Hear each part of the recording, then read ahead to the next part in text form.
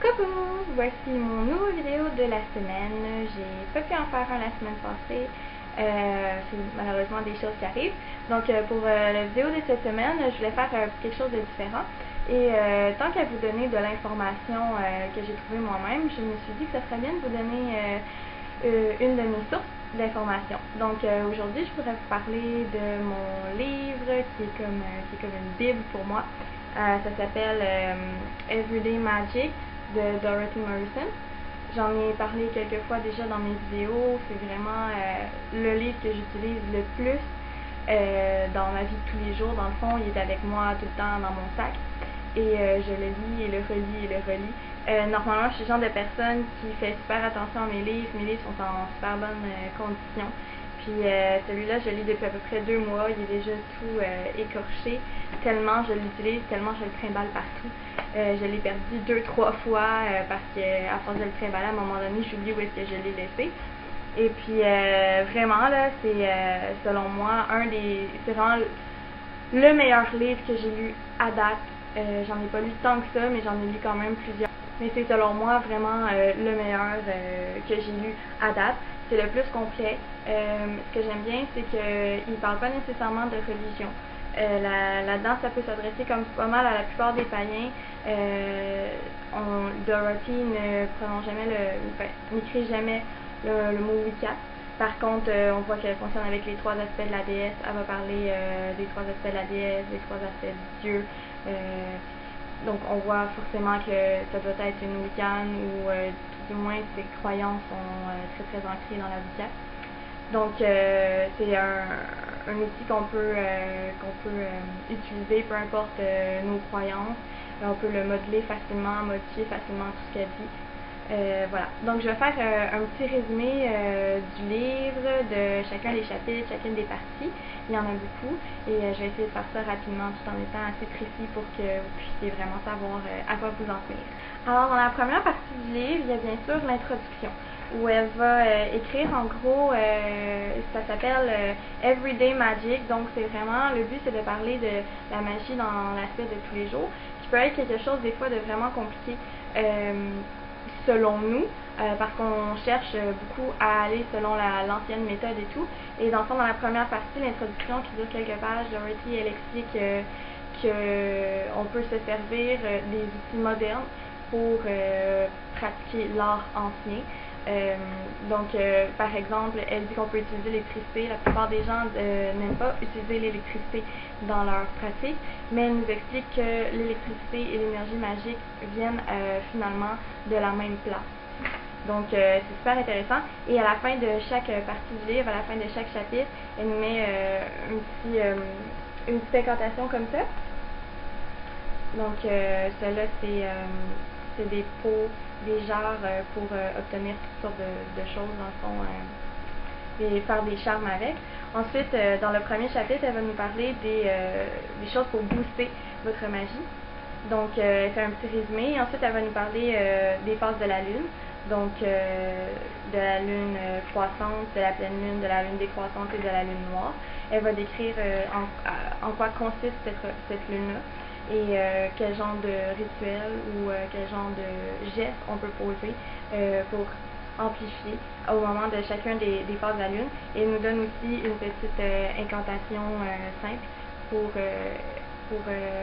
appeler, pour invoquer l'aspect de la déesse en lien avec cet aspect-là de la lune. Après les aspects de la lune, on a bien sûr les aspects du soleil, donc l'aube, le matin, le midi, l'après-midi et le coucher du soleil. Même principe que pour les phases de la lune, avec une petite incantation pour invoquer le dieu.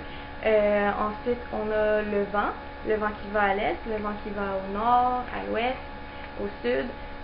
Puis finalement, on a les jours de la semaine. Donc pour chaque jour de la semaine, encore une fois, elle va nous dire quel rituel on peut faire à cette journée-là si on veut que ça amplifie le tout. En gros, c'est un peu comme la plupart des informations que vous pourriez trouver sur Internet, parce que c'est tout ce qu'on en fait. Et c'est bien aussi que Dorothy pratique depuis longtemps. Et donc, ce qu'elle nous a écrit là, c'est vraiment ce qu'elle a découvert par elle-même avec sa pratique, des choses qu'elle a testées elle-même. D'ailleurs, après, on peut avoir les couleurs. que j'aime beaucoup de l'aspect des couleurs, c'est qu'elle nomme vraiment plusieurs couleurs. Bien sûr, elle ne peut pas toutes les dire, mais il y en a quand même plusieurs. Et elle dit non seulement la couleur de chandelle, la couleur de vêtements que vous pouvez porter pendant un rituel, mais aussi la couleur de vêtements que vous pouvez porter en tant que charme. C'est-à-dire, pas nécessairement pour un rituel, mais par exemple, elle dit que quand on porte du noir, c'est associé à une énergie neutre.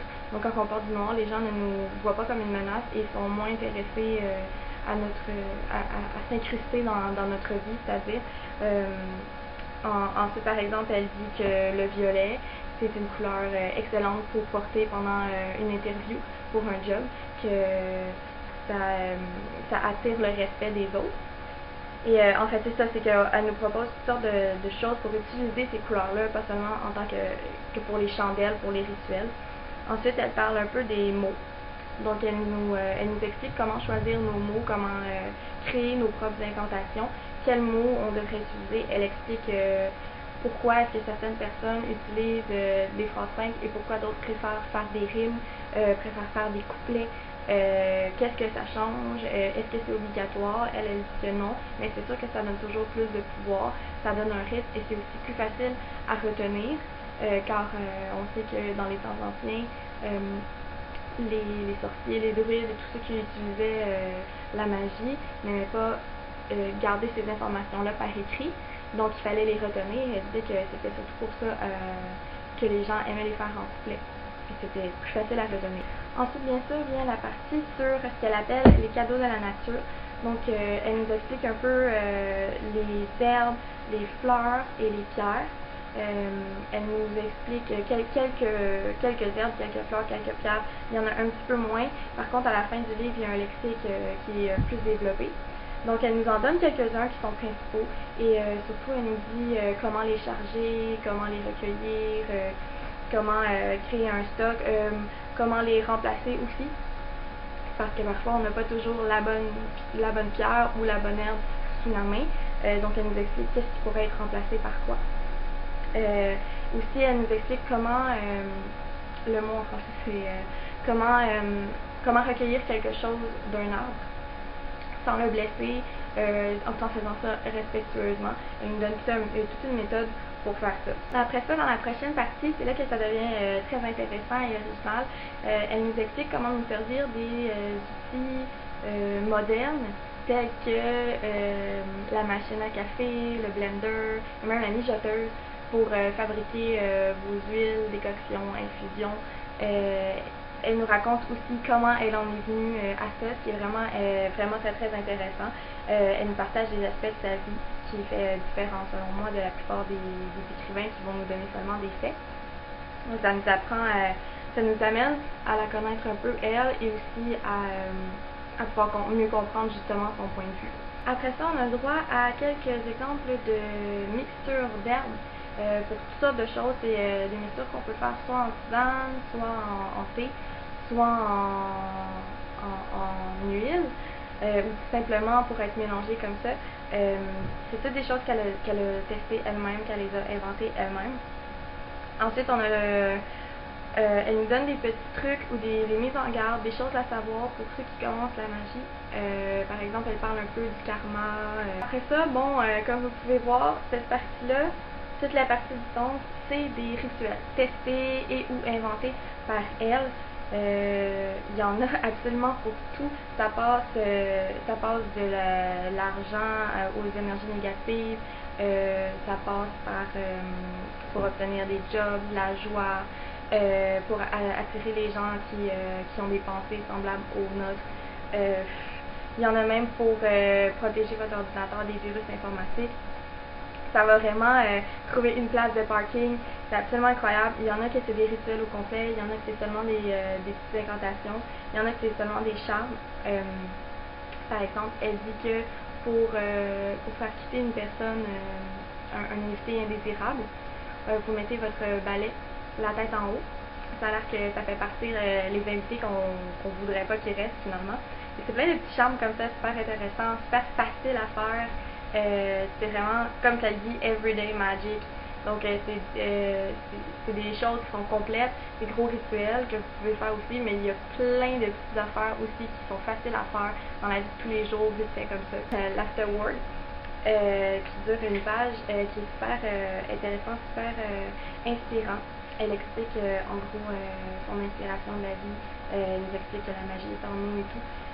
Ensuite, les appendices, donc on a une sur les herbes, les fleurs, les plantes, plus en détail justement. Alors, vous voyez ici pour contrôler sa rage, l'anxiété, la beauté, le business, le courage. Là, vous avez une liste d'herbes, de plantes ou de fleurs pour chacune de ces choses-là. Et dans la page B, on a la même chose, mais avec des pierres. Donc c'est la même affaire.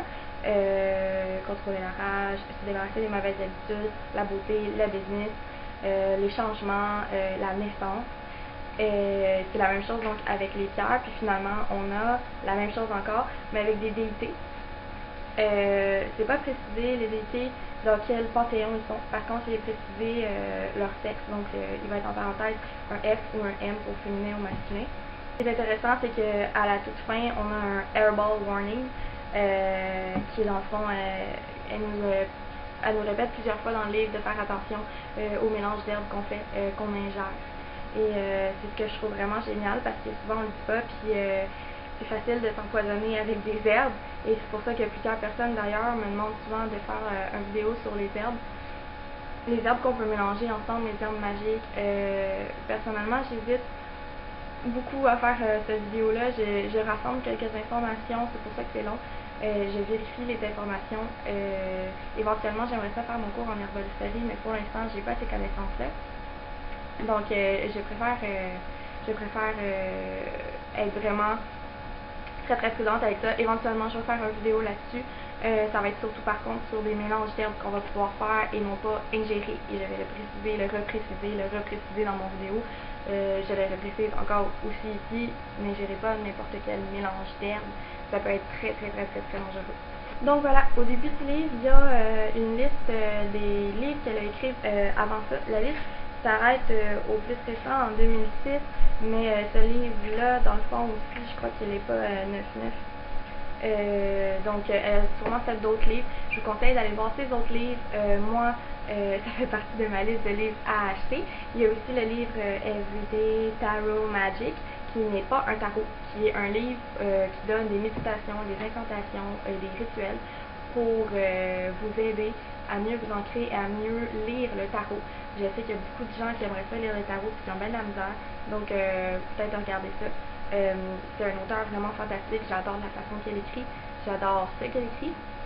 Donc voilà, je m'excuse, j'ai coupé souvent, c'est parce que c'est les allergies de fin d'été et je perds la voix, c'est l'enfer. Et ben voilà, alors je m'excuse, je suis vraiment désolée. Et ben j'espère quand même que la vidéo vous a plu malgré les nombreux coupages. Et j'espère sincèrement que si vous procurez ce livre-là, il va vous être aussi utile qu'il ne l'est à moi. Donc merci d'avoir écouté la vidéo, j'espère qu'il vous a plu.